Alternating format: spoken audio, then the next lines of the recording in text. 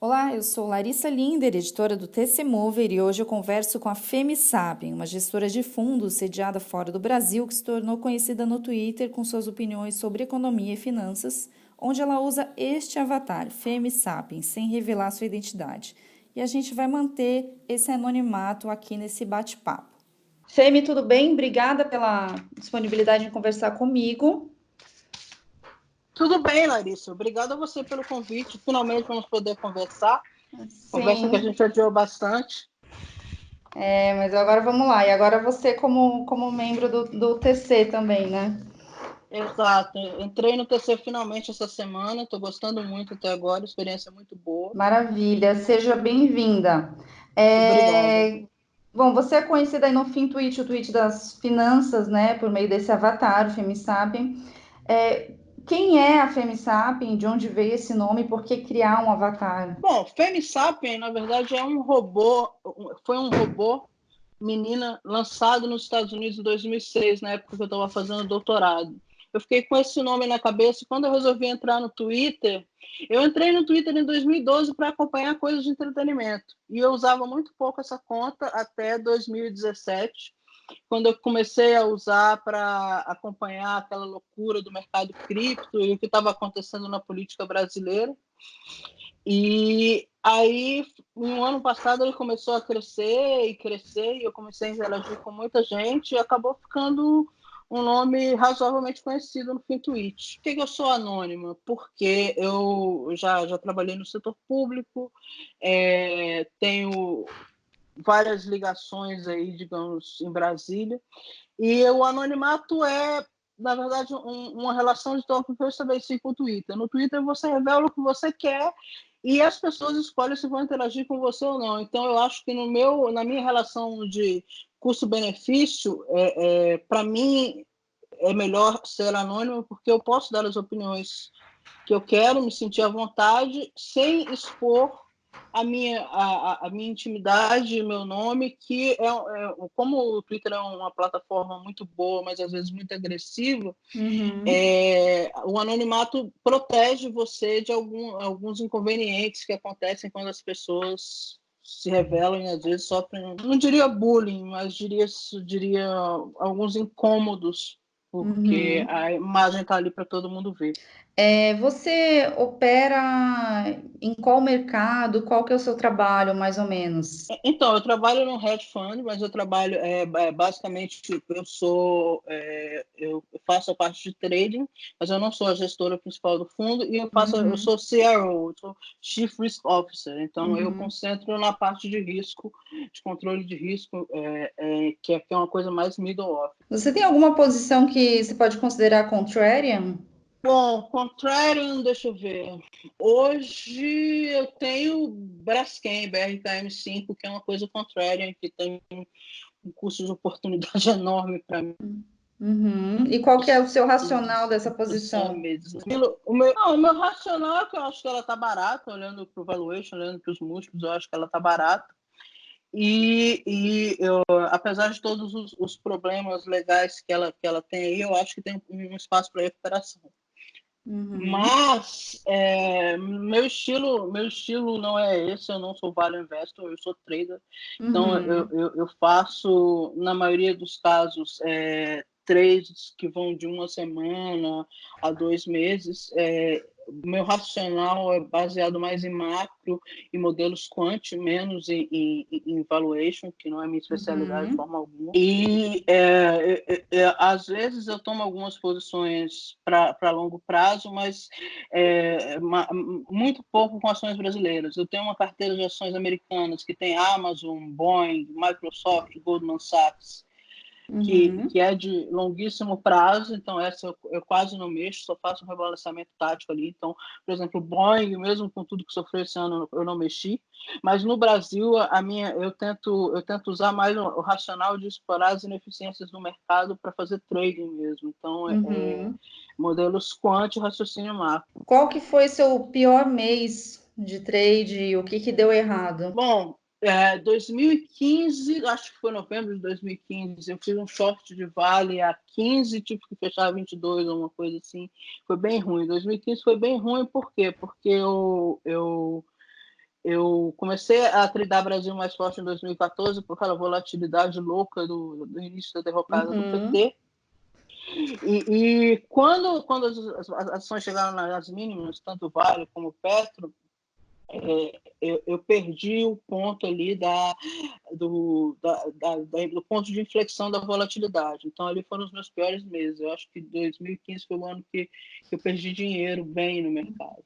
E qual foi o maior período de sucesso? Aí você diria o maior case de sucesso, ou um dos que você se recorda mais? Bom, tem 2008, né, que durante a loucura do mercado americano eu fazia muito trade intraday, vamos dizer, de março de 2008 a março de 2009 eu fiz 120%.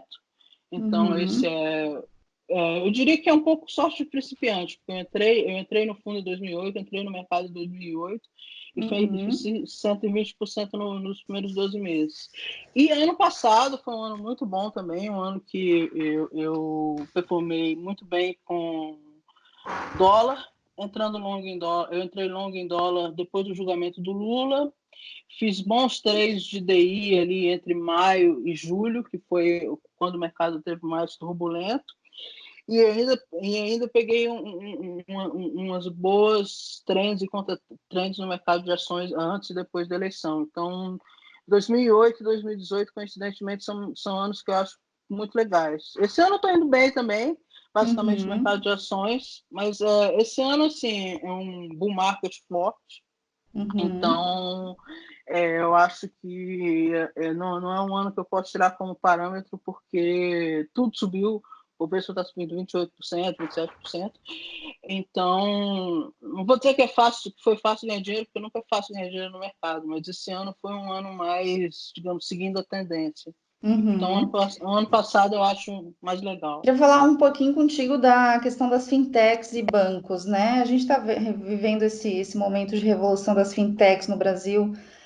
Tu gosta do que as fintechs estão fazendo aqui? Elas realmente ameaçam os bancos? Qual que é a tua visão sobre isso? Então, fintech, todo ano tem uma moda, né? 2017 a moda foi Bitcoin, 2018 Uhum, a moda foi maconha, pelo menos no mercado americano, e sim. 2019 a moda é fintech. Eu acho que tem instituições que adicionam muito valor, o Banco Inter, a própria XP. Eu acho que isso aqui tem propostas muito interessantes, mas eu acho que como todo, eu diria, tema do ano, tem muito hype. Então, Uhum, eu acho que tem muitas instituições que só se estão sustentando por causa do hype. Tem, eu diria, até uhum, unicórnios que eu acho que não tem profitabilidade no longo prazo. Mas eu acho que são muitas ideias interessantes, a tecnologia está aí para ficar, então eu acredito que o modelo de bancos que a gente tinha antes, de banco concentrando crédito e com agências e toda aquela coisa, eu acho que morreu, então acho que a gente está numa transição muito legal aí para um modelo mais híbrido, onde o banco como instituição não vai ser tão importante. E uhum. algumas fintechs que sobreviverem, souberem navegar a mudança tecnológica e as tendências dos consumidores vão se dar muito bem. Uhum. Tu acha que está rolando talvez uma pequena bolha das fintechs? Olha, eu acho que sim, que tem. O Brasil é um dos países que tem mais fintech no mundo. Eu Uhum. acho que tem muitas boas ideias, mas eu acho que esse ano foi um ano de nascer muita coisa, e eu acho que a gente vai passar naturalmente por um período de consolidação. Então, a gente viu do ano passado para esse ano o crescimento dos bancos digitais, e agora a gente está vendo os varejistas abrindo braços Isso. digitais, os super apps. Então, eu acho que tem uma consolidação aí. Acho que Uhum. tecnologias vão se juntar, empresas vão se juntar. Então, é, eu não sei se é uma bolha no sentido pejorativo, mas eu diria que a gente passou por um período, está passando ainda por um período de crescimento, de nascimento de muitas ideias, e vai Uhum. naturalmente chegar a uma consolidação. Legal. A gente tem aí ainda no Brasil uma população enorme, né, não bancarizada. Peguei um dado Instituto Locomotiva de agosto, que seriam 45 milhões de pessoas. E aí você citou entre os atores que a gente tem nesse mercado, fintechs, bancos e inclusive as varejistas que estão apostando em serviços financeiros. Quem tem maior capacidade de alcançar esse público que não é bancarizado ainda? Olha, eu acho que em alcançar o pessoal que não é bancarizado, eu acho que as varejistas levam muita vantagem. Uhum, Porque as varejistas têm muita capilaridade. Então, assim, o banco que tem mais capilaridade no Brasil é a Caixa Econômica Federal. Então, se fosse um banco com o mínimo de inteligência é, de management, eles conseguiriam fazer coisas maravilhosas, porque eles têm uma capilaridade gigantesca, mas não fazem. Mas as varejistas, por exemplo, a Magazine Luiza tem 1.000 e tantas lojas no Brasil inteiro. A Casas Bahia é por aí também. Eu não vou saber se está uhum. o lado certo, mas uma tem 900, outra tem 1.200, ou coisa parecida. Então, é uma capilaridade muito grande. E são plataformas com as quais o consumidor não bancarizado já tem uma certa familiaridade. Então, eu acho que essas varejistas, elas vão... também tem as americanas e tal. Eu acho que elas vão tem um papel importante. E isso é muito bom para o Brasil, né? Porque um dos grandes problemas do Brasil é o spread bancário. Uhum. E a gente vê que, até por muitas barreiras à entrada que são impostas pelos bancos tradicionais, as fintechs, e, eu diria, a desbancarização e a, a, o cultural mesmo da população brasileira, algumas fintechs não atingem certas camadas da população. Uhum. E essas varejistas atendem. Tem alguma dessas que você acha que tá saindo na frente aí nessa corrida entre as varejistas? Olha, eu acho que é cedo para falar. Eu acho que assim as três grandes têm propostas boas. Uhum. As três, todas elas têm pontos fortes e pontos fracos, assim, como empresas e na proposta do Super App. Eu acho que, assim, eu cheguei a conversar com o pessoal da Magazine Luiza, fiquei impressionada com a proposta que eles têm, que se baseia muito na experiência chinesa, mas o Como que Brasil é é a um país... proposta dele, mais ou menos, deles, É mais um, ou menos? é um super app que você vai basicamente fazer todas as suas operações ali e poder viver sem um banco. Mas o que acontece? Por trás desse super app, pelo menos quando eu conversei com eles, estava um convênio com o Banco do Brasil para você poder fazer o pagamento ali de boleto de arrecadação. Então, isso ainda tem uma amarra com o banco tradicional que eu acho que é estrutural e tem que se achar um jeito de resolver isso. A Vevar também está com uma proposta muito boa. Eu acho que o Banqui é um app legal. Falta talvez um pouco de ambição ainda para atingir todas as classes. Eu Uhum. acho que o produto de sucesso é um produto que se encaixa em classes sociais. Pode ter ter um target, um determinado grupo, mas eu acho que se encaixa em todas as classes. E a Betal também está firmando agora vários acordos de marketplace e tal. Então, eu acho que para as varejistas aí, eu acho que tem um bom upside. Não sei te dizer ainda qual é melhor, porque elas se baseiam em experiências. Primeiro, estão tateando um mundo novo e também se baseando em experiências internacionais. Então, tudo tem que se adaptar ao Brasil. Uma coisa interessante é a questão do Open Banking.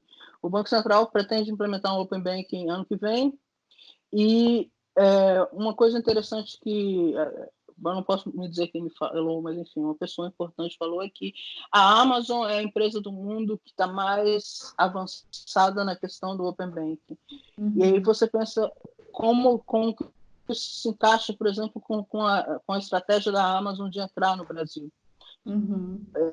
Então, de repente, a Amazon pode estar planejando coisas e, no final das contas, sair na frente de todas as outras. Porque o que é o Open Banking? É você ser dono dos seus dados bancários. Não é o banco que tem os seus dados, você que tem os dados no banco.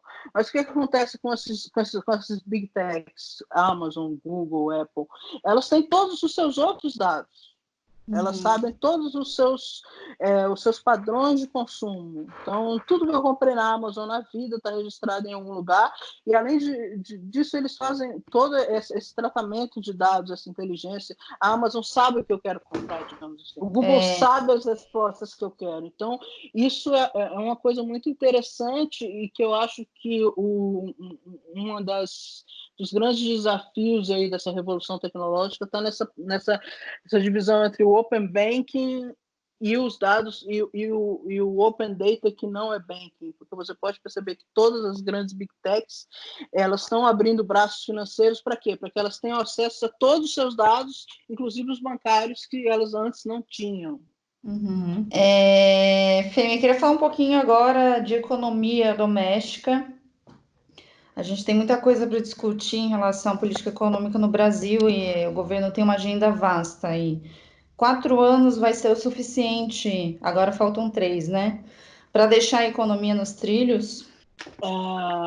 Essa é uma pergunta difícil. Olha, o Paulo Guedes tem vários méritos legais, ele está aprendendo política numa velocidade impressionante, mas demora muito mais tempo para construir do que destruir. A gente viu a destruição da economia brasileira em 3, 4 anos, e para a gente chegar ao patamar de renda que a gente tinha em 2014, se tudo der certo, vai ser em 2021. Então, eu acho que precisa de um commitment grande. Eu acho que 4 anos não são suficientes. Eu acho que tem coisas muito promissoras, como essa mudança da cultura de juros, o ajuste fiscal que, pelo menos nesse primeiro ano, caminhou conforme o esperado, os investimentos em infraestrutura que estão sendo muito bem planejados, mas o Brasil é um país complicado, um país politicamente muito complexo.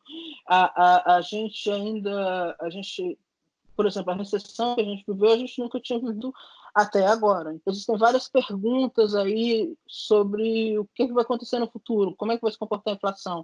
Será que o Brasil realmente está livre da inflação? Será que com essa taxa de juros a gente não corre riscos? Choques. 2019 foi um ano que os choques foram mais moderados, mas assim, ano passado a gente teve eleição, greve dos caminhoneiros, e antes teve o apagão do governo Dilma, Lava Jato em 2014, prendendo todo mundo. Antes disso, se você puxar, você vai ter apagão aéreo, vai ter milhões de coisas acontecendo. O Brasil é cheio de choques. Então, eu acho que 2019 foi um ano relativamente calmo em termos de choques. Você teve ali uma turbulência no governo em maio, junho, mas não foi uma coisa tão séria. A gente conseguiu aprovar a reforma da Previdência. Apesar de todas as diferenças políticas, eu acho que teve um relativo consenso em termos da agenda econômica, porque o Brasil estava numa situação muito ruim, daquele jeito a gente não podia continuar. Mas, assim, em 2020, se tiver um choque, e se tiver um choque na economia americana, se acontecer alguma coisa na China, o Brasil é um país muito complexo. Qual é o Então, maior risco lá de fora? Olhando para fora do Brasil, qual que é o maior risco para a gente aqui? olha, o maior risco que eu vejo é a China. Eu acho que tem muita coisa na China que é caixa preta. Então, o pessoal fala muito, porque o Fed está fazendo 500 bilhões de Ripple. Tá, mas o Fed está fazendo 500 bilhões de Ripple, a gente sabe. A gente pode não saber o motivo, isso, aquilo, mas a gente está vendo mais ou menos o que está acontecendo. É a volta do quantitative easing? O Fed parou de enxugar o balanço e está aumentando o balanço de novo? Sim, mas a gente sabe o que está acontecendo. E na China? Na China, a gente não sabe muito bem o que está acontecendo, tem várias instituições locais que estão com problema, tem problema com dados, e a economia brasileira é muito ligada à economia chinesa, essa coisa das exportações, tal, commodities. Então, se acontece alguma coisa na China, no curto prazo é muito ruim para o Brasil. Pior até do que se acontece alguma coisa nos Estados Unidos. Embora esses eventos não sejam isolados, se acontecer alguma coisa nos Estados Unidos, provavelmente vai reverberar no mundo inteiro. Mas esse ano, por exemplo, você teve uma recessão técnica na Europa. Isso não afetou tanto o Brasil. Mas quando acontece alguma coisa com a China, como aconteceu, por exemplo, em 2016, fica mais complicado. O petróleo cai drasticamente, o ajuste aqui é mais sério. Então, eu acho que o maior risco ainda é a China. Você acha que pode ter o governo chinês pode estar mascarando uma desaceleração, um problema econômico, de alguma forma? Eu acho, não, eu acho que pode estar acontecendo. O que a gente está vendo nas outras economias, na Europa, nos Estados Unidos, pode estar acontecendo na China, esse quantitative easing, essa coisa de injetar dinheiro na economia, pode estar acontecendo na China numa escala que a gente não tem nem ideia. Uhum, E isso um dia tem que acabar, porque você não pode imprimir dinheiro para sempre. E, de repente, quando isso tiver que acabar, pode ter um problema sério de desaceleração vindo disso. Eu não diria que tem uma desaceleração agora, mas que, de repente, os estímulos que eles estão dando não estão claros para o resto do mundo e podem ser muito uhum, maiores, os estímulos artificiais, eu digo, muito maiores do que a gente imagina. uhum. Voltando aqui para o Brasil, né? Você falou de algumas coisas aí da política econômica do Guedes que você gosta, que você acha que tá indo bem. O que que você, a gente passou aí, tem um ano, se passou um ano de governo Bolsonaro, do que você não gostou nesse? Eu acho que o governo é o seguinte, nas áreas principais, fora a educação, eu diria na economia, na infraestrutura, na justiça. O governo é muito bom em fazer, mas toda vez que alguém se mete a falar alguma coisa, acontece um problema. A comunicação deste governo é péssima. O governo arruma complicações porque as pessoas falam demais. Uhum, Então, parece que ninguém nunca viu um assessor de imprensa na vida. Tem muita bravata. Então, você vê, por exemplo, o Guedes criou um problema com aquela história do AI-5 porque ele falou demais. uhum, Ele não quis dizer nada do que as pessoas acharam, do que muita gente achou que ele quis dizer, mas ele não precisava ter dito, ponto. Então, eu acho que a equipe é muito boa em fazer, mas peca pela comunicação. Existem problemas de transição entre o executivo e o Congresso, não transição, desculpa, de articulação, comunicação. né? É isso, comunicação entre o executivo e o Congresso, e muitos deles são simplesmente porque as pessoas falam demais. Então, eu acho Uhum. que esse, para mim, é o pior problema. As pessoas ficam É, confusas. Por exemplo, um exemplo claro foi na questão do dólar. O Guedes foi lá uhum, fora e falou: olha, o dólar está ótimo. Aí, no dia seguinte, no mesmo dia, vem o Roberto Campos e começa a fazer leilão de spot. Há muitos investidores, eu li isso nos comentários do pessoal da Arco Advice, que é especializada nisso. Muitos investidores perguntaram: bem, mas o que está acontecendo? O dólar está bom, o dólar não está bom, é 4, é 3? Por que o ministro da Economia fala que é isso e o Banco Central faz aquilo? Então, eu acho que falta essa comunicação, esse cuidado. é, você comentou até da redução da Selic, né? E você fala muito sobre isso nos podcasts dos quais você participa. Queria que você explicasse aí como que você vê esse movimento de redução da Selic. Você acha muito esticado? Até que ponto é saudável para a economia, para a nossa economia, cortar juro? Olha, eu acho que o Brasil é um país que tem um trauma de inflação muito forte. Então, é complicado você imaginar, como alguns sugerem, eu vejo muito no Twitter, que o Brasil possa ter taxa de juros negativo, real negativa, ou mesmo zero. Uhum, Eu acho que, na condição da política econômica, eu acho que esse Banco Central é muito qualificado, mas há que se ter cautela, juventude pro cautela, no sentido que estão aparecendo sinais de inflação. Esses sinais são choques? Não sei. Podem ser, choques têm propagação. Por outro lado, tem várias teorias que dizem que o modo de você medir a inflação mudou porque existem várias coisas, vários serviços, várias intermediações que não são computadas. Por exemplo, Uber, Airbnb, várias coisas que antes você computava isso como aumento de preço de serviços, que agora isso se dilui nesse meio digital. A uhum, economia está mudando. Será que os modelos estão mudando de acordo? Desde a época do Elon, que o Banco Central erra paulatinamente as previsões de inflação, muito mais do que uhum, errava antes. uhum. Então, errou muito para baixo, para cima, agora errou para baixo. O GPM esse mês é uma vergonha para qualquer pessoa que faz previsão. Deu 3 vezes a maior estimativa. Então, Sim. o que acontece? Os modelos,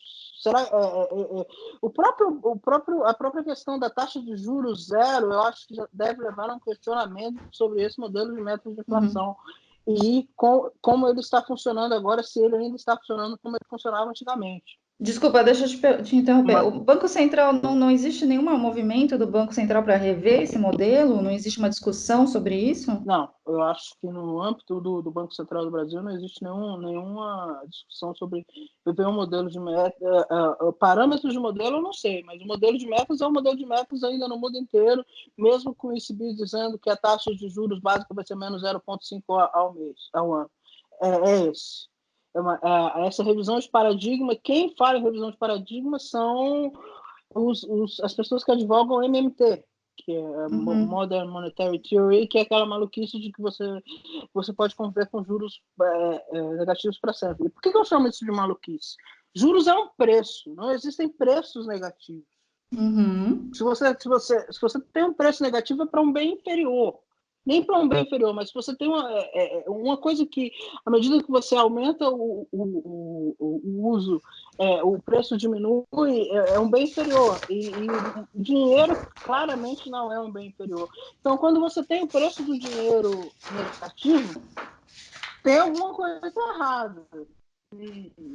É uma coisa que tem que os macroeconomistas falham em explicar isso, na minha visão, de uma forma consistente. Como explicar o preço do dinheiro negativo? Deixa eu te perguntar uma coisinha Então, antes. mas eu acho que A gente está, sim, desculpa, a gente está falando aqui hoje a Selic está a 4,50. Você acha que já cortou demais? eu acho que tá bom. Eu não cortaria mais. Eu não cortaria mais até ver o desenvolvimento dessa inflação aí, a propagação desses ditos choques no preço da carne, o pass-through do câmbio, por pelo menos uns 3 meses. Essa é a minha opinião. Eu não cortaria. Tem gente falando em 25 mais 25, levar 4. Se levar 4, a gente ficou basicamente com a taxa de juros real zero, quase zero. Eu acho que 4,5 está suficiente. Na verdade, se fosse o Banco Central, teria cortado 25 agora e deixado 25 mais para frente.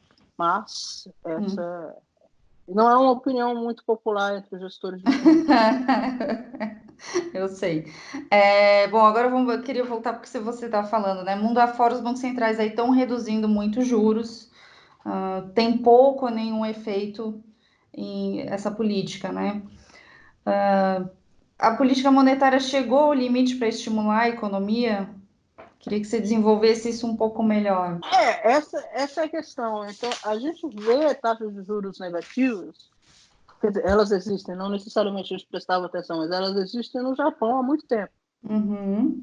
Mas o que acontece na sociedade japonesa? A sociedade japonesa tem características bem peculiares, que primeiro, é uma das sociedades com a maior expectativa de vida do mundo.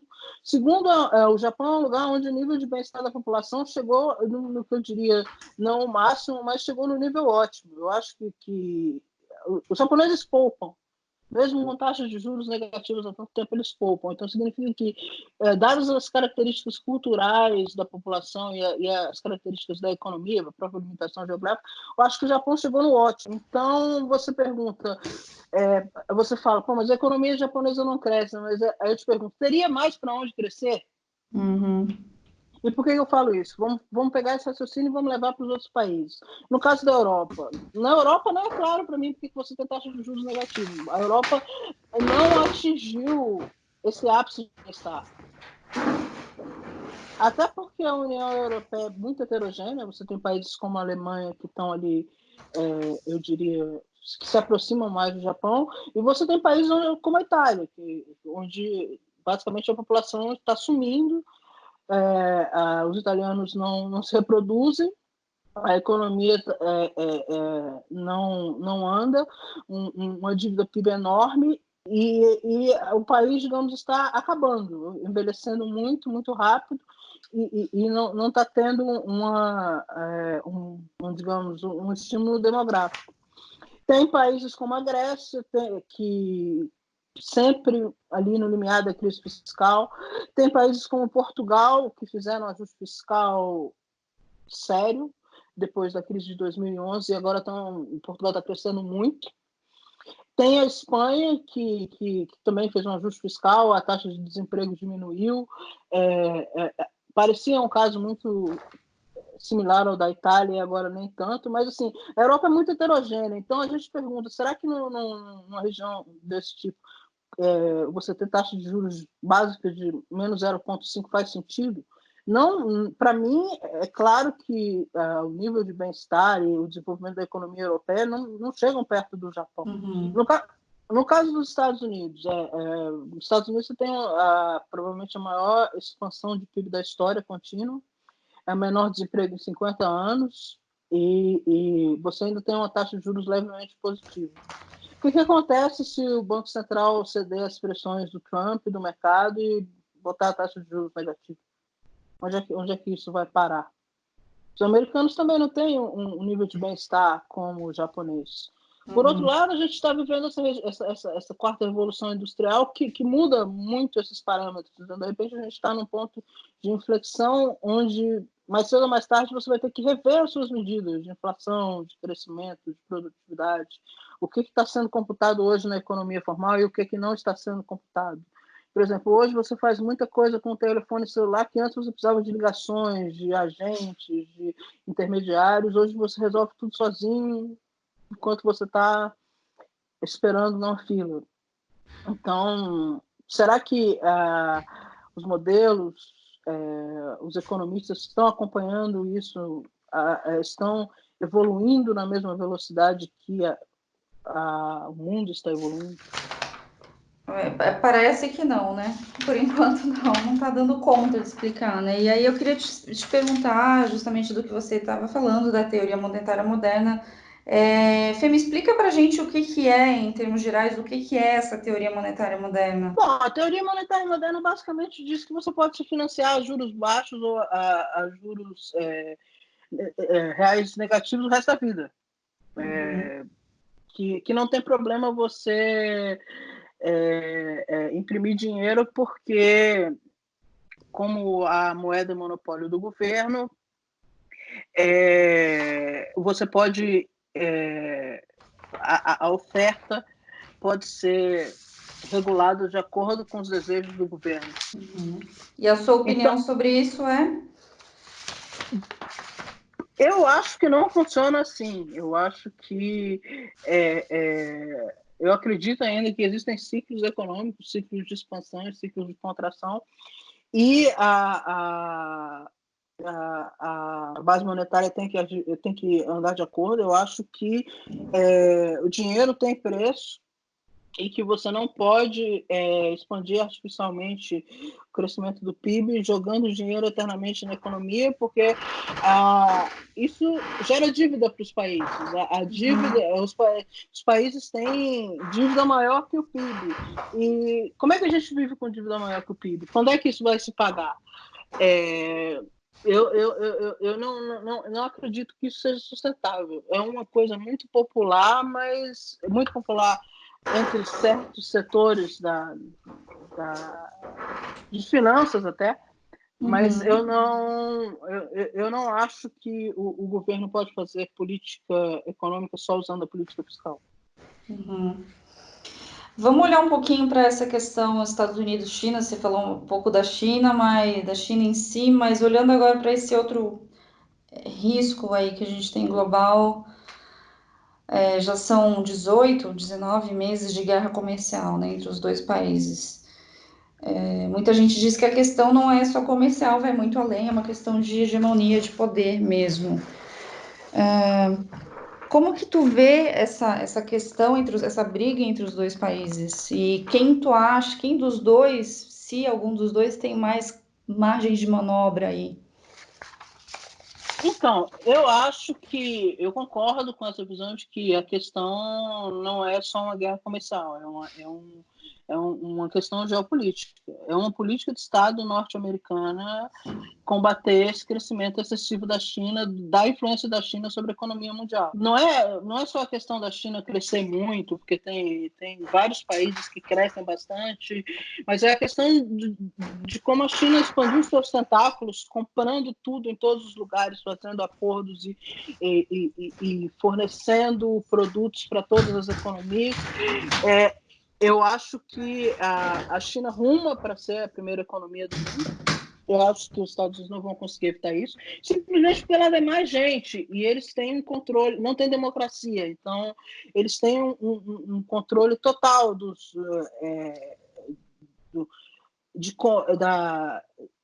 das forças que eles precisam usar para atingir seus objetivos. E eles são pacientes, então eu acho que a China tem um plano de desenvolvimento, de dominância, que é de longo prazo e não desvia desse plano. E os erros que os Estados Unidos cometeu, se cometeu erros, eu não sei se cometeu erros ou se isso era inevitável, já foram cometidos. Por exemplo, a questão da propriedade intelectual e tudo isso não tem muita reversão. É uma política de Estado, por quê? Porque todas as outras políticas, digamos, esquisitas do Trump, se não foram de concordância do mainstream norte-americano, não aconteceram. Por exemplo, o tal do muro até hoje não foi construído. E você vê que essa guerra comercial, como você bem falou, ela dura 19 meses. Então, é uma coisa que todo establishment norte-americano quer. Eles querem estar à frente da China. Outra evidência importante é a questão do 5G. O 5G digamos, muita gente vê como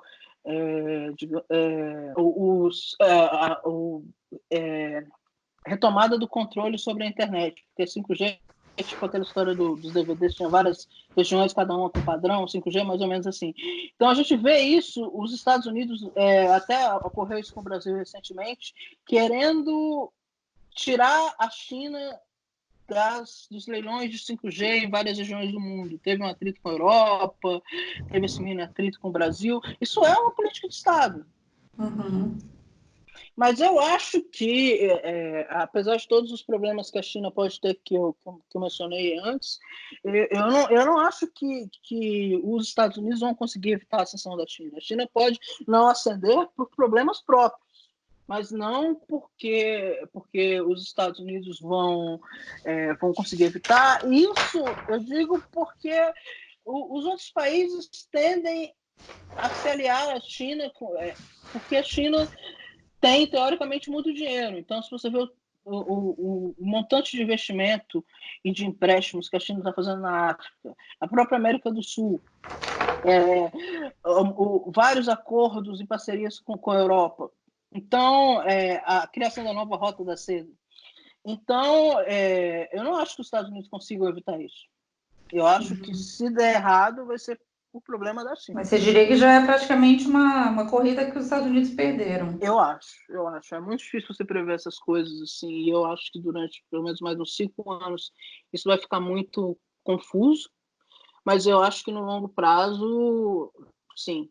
Sim, porque a questão, eu diria que é o trade-off de democracia e liberdade. A China não tem democracia, não tem liberdade, mas isso dá para eles um foco para atingir os objetivos econômicos e geopolíticos que países onde tem democracia não tem. Por exemplo, você vê o que aconteceu na Inglaterra, teve o Brexit, aí de lá até a reeleição de ontem, uma confusão dos infernos entre vai, não vai, elege, não elege, parlamento hang várias vezes, primeiro-ministro cai, etc. Até que eles ontem resolveram, digamos, botar a mão na consciência e ver que desse jeito não vai, e votaram massivamente nos conservadores para levar esse Brexit para algum lugar, para acabar com essa história. Mas isso é um problema, é uma característica de Estados democráticos, uma característica que a China não tem. A China vai para onde os líderes quiserem. E isso, para a dominância mundial, é maravilhoso. Eu sei que isso pode parecer meio... Talvez pareça agressivo falar essas coisas dessa forma. Não estou falando mal da democracia, mas são escolhas que você faz. Sim, Você não, quer que acho que ficou perfeitamente claro. É o custo de oportunidade que você tem ali, né? Exatamente. Né? Acho que ficou bem claro o teu pensamento. Olhando para os Estados Unidos, a gente tem agora em 2020 eleição presidencial. Que cenários você enxerga para essa eleição e como que isso pode afetar o mercado? Como que isso pode afetar o Brasil? Bom, então, o Trump está sofrendo esse processo de impeachment que eu ainda é difícil para mim enxergar qual vai ser o impacto, porque é um processo diferente do que foi o Clinton. O Clinton era basicamente uma transgressão pessoal. Uhum. Essa do Trump é uma coisa, é uma coisa mais na corrupção. E ao contrário dos brasileiros, as eleições dos Estados Unidos não são um concurso de popularidade, porque lá ninguém é obrigado a votar. Então você vai votar quando você quer votar. E um dos motivos pelos quais a Hillary perdeu era o fato que ela não passava confiança, ela não passava aquela sensação de ser uma pessoa honesta. As pessoas não queriam sair de casa para votar nela. Uhum. Então, eu não sei se isso pode acontecer com o Trump. Se as pessoas podem começar a se sentirem desestimuladas a apoiá-lo, no sentido, eu não vou sair de casa para votar nesse cara. Se ele continuar, tudo bem, mas eu não tenho mais vontade de apoiar essa pessoa. Isso é muito importante lá, porque o turnout nas eleições é muito importante. Mas Uhum. fora isso, se isso não acontecer, eu acho muito difícil o Trump perder as eleições. Por três motivos. A economia está muito bem. O desemprego no low histórico, com expansão, a maior expansão contínua. Low histórico, não, desculpa, low de 50 anos.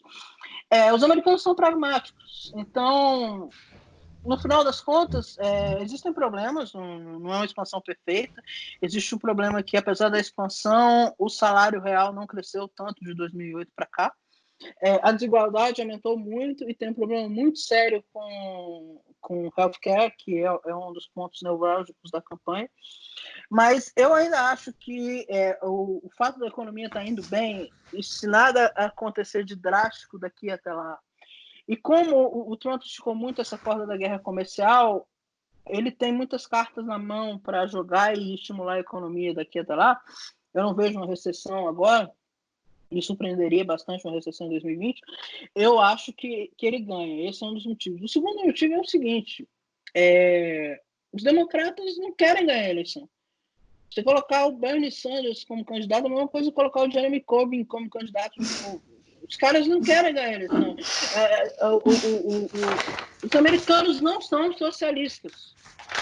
Então, existe uma ideia, principalmente na cabeça das pessoas mais jovens, que socialismo é legal e tal, mas quem viveu mais sabe que isso não funciona. Então, Bernie Sanders, Elizabeth Warren, essas pessoas não vão ganhar a eleição. E o problema é se eles ganharem a primária democrata. Porque, por exemplo, se for um Joe Biden, se for um Michael Bloomberg, meu sonho é que fosse o Michael Bloomberg, aí pode ser que a corrida fique interessante. Agora, se for um Trump contra Elizabeth Warren ou um Trump contra um Bernie Sanders, não tem como, os caras não querem ganhar. Uhum. E eu não falo isso por causa das questões sociais, não. O Trump é um asshole, mas no pragmático, o país está funcionando. Então, as pessoas são pragmáticas. Então, mesmo que elas sejam a favor do aborto, contra a desigualdade social, etc., eles não vão votar numa pessoa que pode acabar com a economia, que pode taxar a renda das pessoas em 60%. Não vão, não vão. Esse é o segundo motivo. E o terceiro motivo é que mesmo o melhor candidato democrata, que na minha opinião é o Bloomberg, se fosse escolhido, ele é um Trump com consciência, digamos assim. Não existe nada de diferente que possa, hoje, pelo menos, tirar as pessoas de casa para votar contra o Trump, entende? Suponho que tudo dê certo que eles escolham o mesmo candidato, seja ele o Biden. Por que as pessoas não vão votar no Trump? Qual é o diferencial que que esses candidatos democratas têm? Uhum. Não Talvez está só claro. essa questão que você falou do impeachment, que possa fazer com que as pessoas Sim, deixem de isso. votar, né? Isso.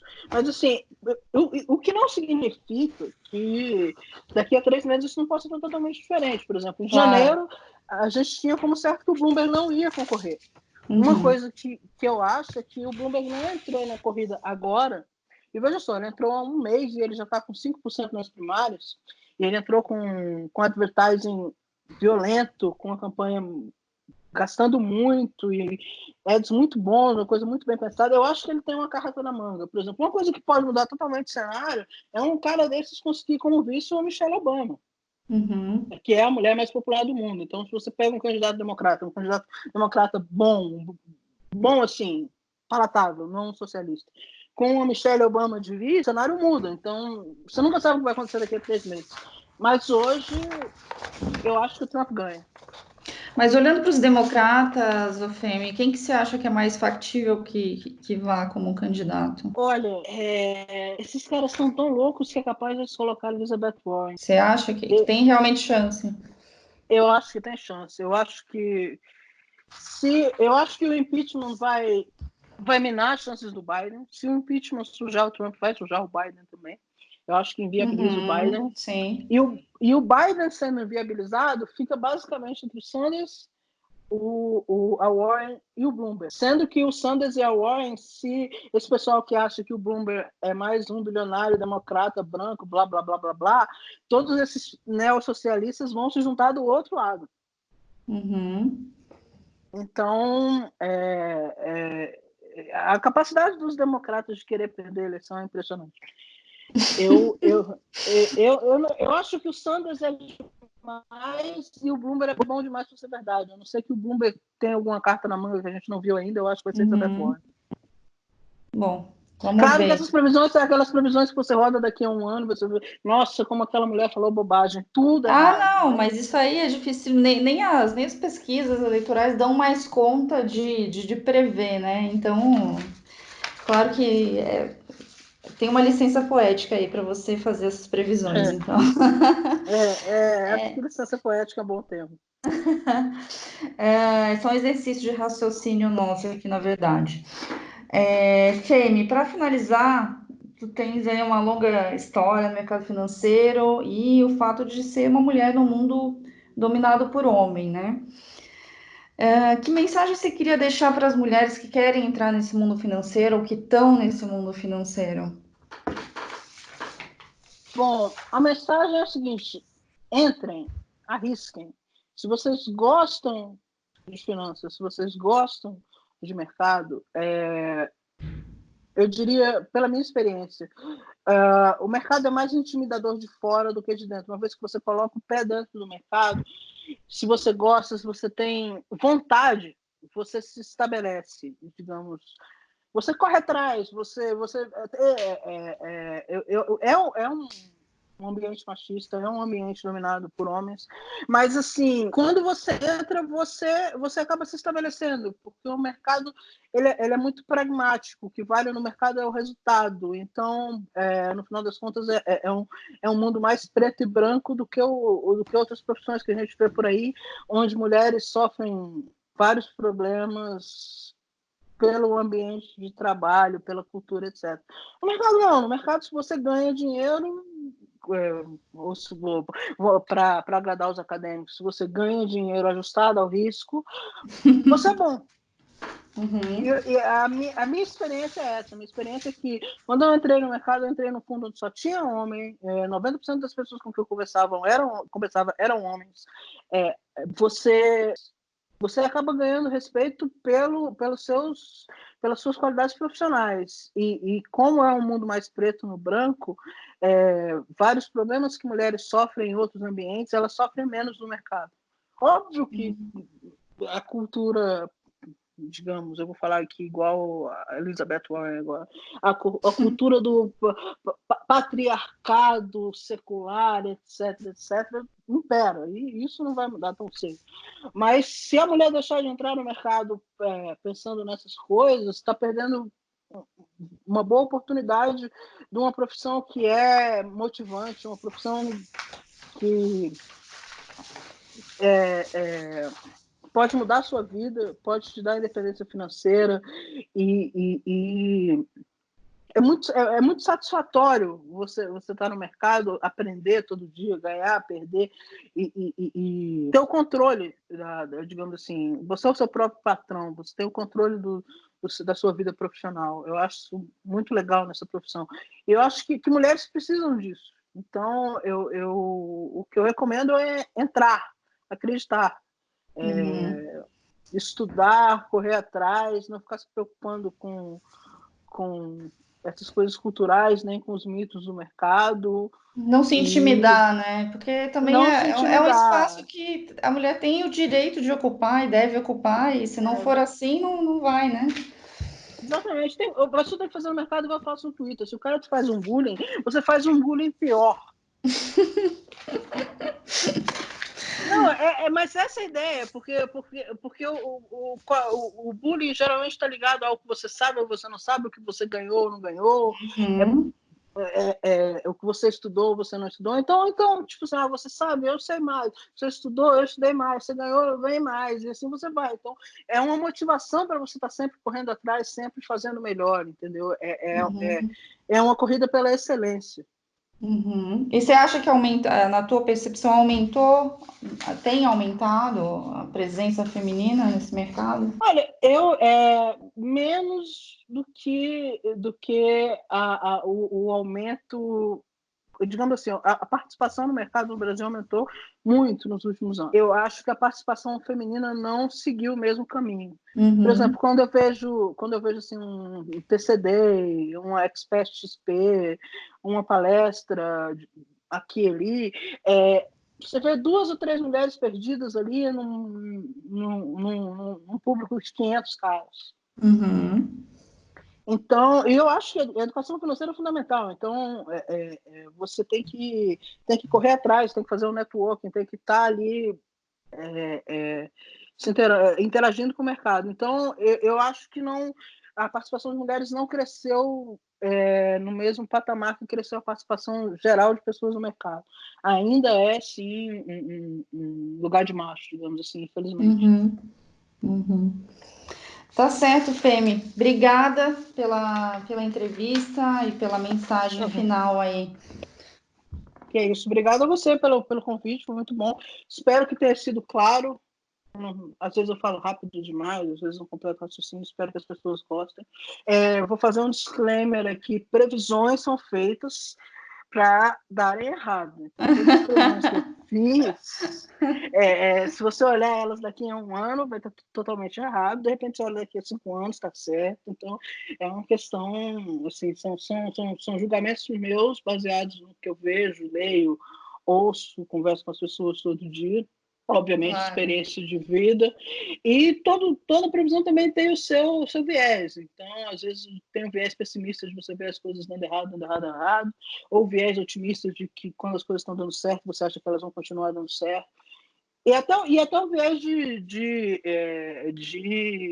acerto, né? Quando você acerta muita coisa, você fica mais bold, mais ousado para prever coisas mais esquisitas, assim. Então, Uhum. tudo isso tem que ser descontado quando a pessoa faz uma previsão. Não, tranquilo, disclaimer feito aqui, registrado. Obrigada a você, quero agradecer também para quem está ouvindo a gente, e para curtir e compartilhar a entrevista aí. Obrigada.